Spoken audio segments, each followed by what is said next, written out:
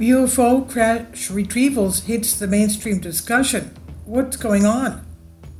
A recently published article in The New Yorker, written by Gideon Lewis Krause, previously a writer-at-large for New York Times Magazine, goes quite in-depth into the UFO phenomenon.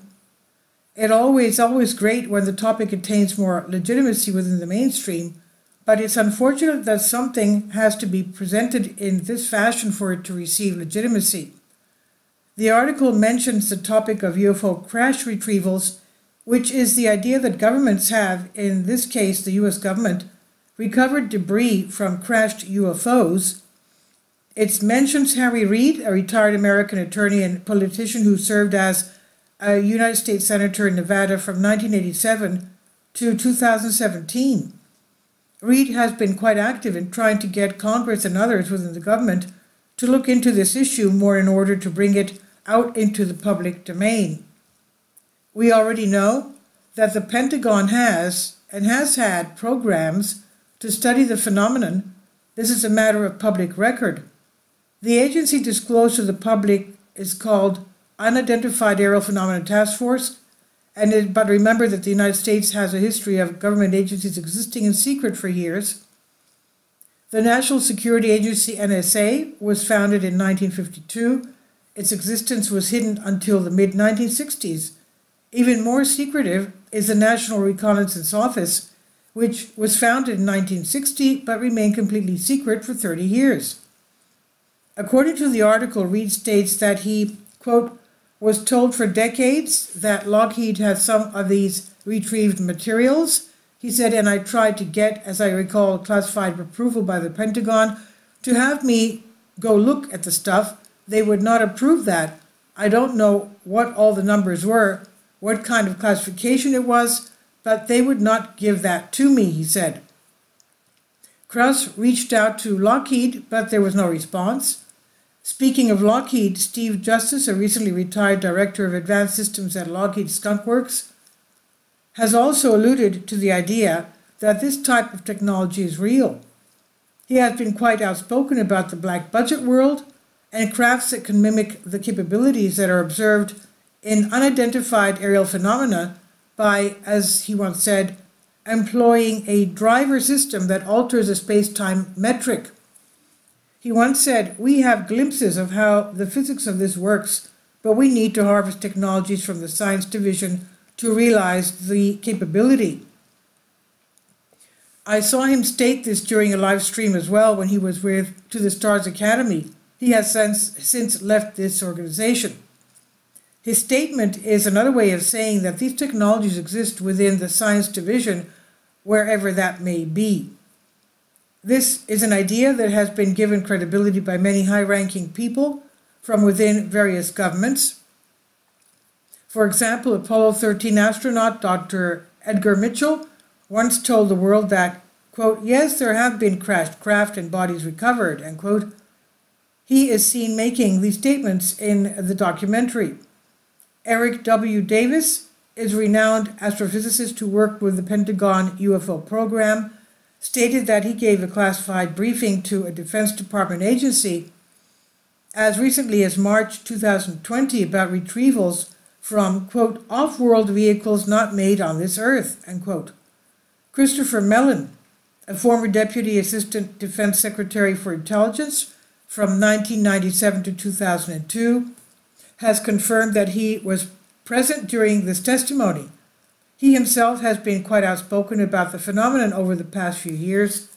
Dr. David Clark, an investigative journalist, reader, and lecturer at Sheffield Hallam University, who was also the curator of the National Archives UFO project from 2008 to 13, came across some interesting documents suggesting that the UK was desperate to capture UFO technology. Paul Hellyer, former Canadian Defense Minister, claimed that the protocol when military jets were scrambled to intercept a UFO was to, quote, shoot first and ask questions later, end quote. These are simply a few of many examples that lend credibility to how government has viewed UFOs over the decades. Interestingly, the most viewed document in the FBI archive is about a supposed crash of 3 UFOs that contained bodies inside. Have governments done anything with this technology? Documents obtained by the Drive show that revolutionary technology that has the capability to alter space-time may actually be operable, quote-unquote, according to Naval Aviation Enterprise Chief Technology Officer Dr. James Sheehy, seen in the picture, and you can read more about that in the link here, about that story. What about the supposed bodies? How did these objects crash?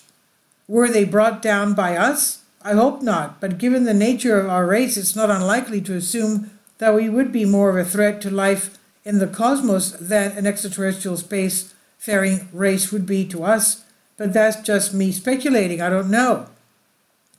What I do find interesting, the author says, about the phenomenon is that most of the examples that are available in the public domain show that they perform evasive maneuvers. This has been emphasized by many, like Canadian Defense Minister Paul Hellyer in 2008, General Nathan Twining in the 1940s, and more recently Richard F. Haynes, a senior NASA research scientist for more than 2 decades now.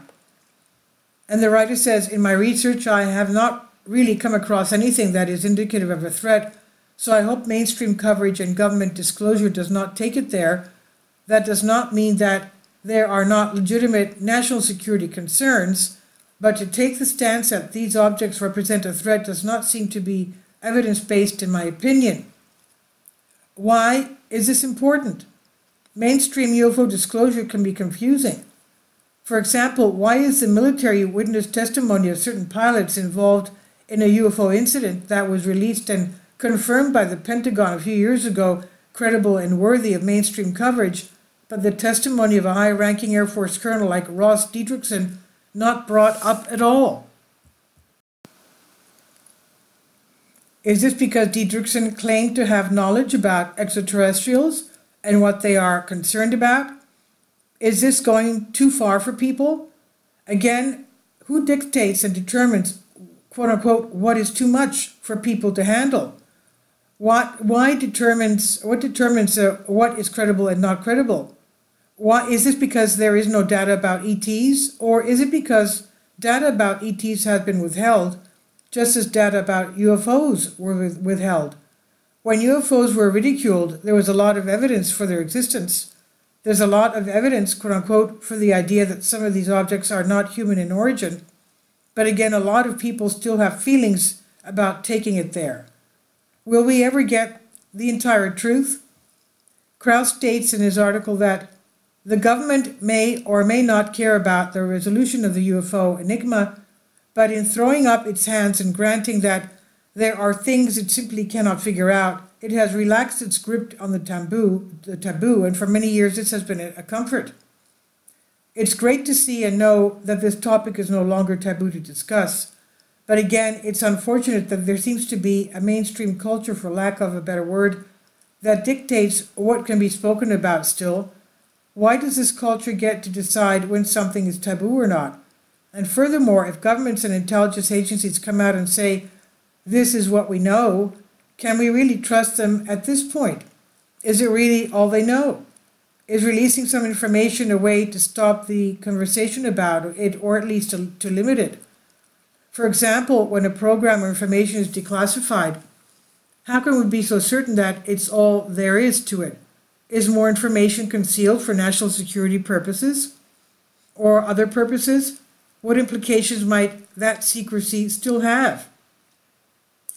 Media and government manipulation is something citizens always have been wary of.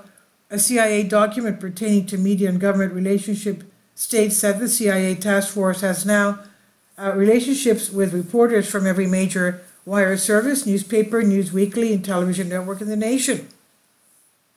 Now, let's not forget about the Operation Mockingbird.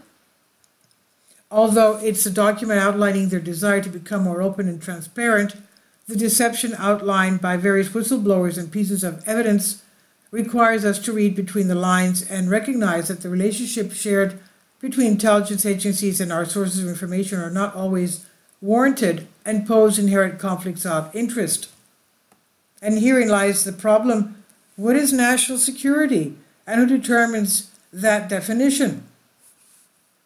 And this is on Collective Spark by Arjun Walia of Collective Evolution. Please leave your comments. Thank you for your support. Kindly support my Patreon account.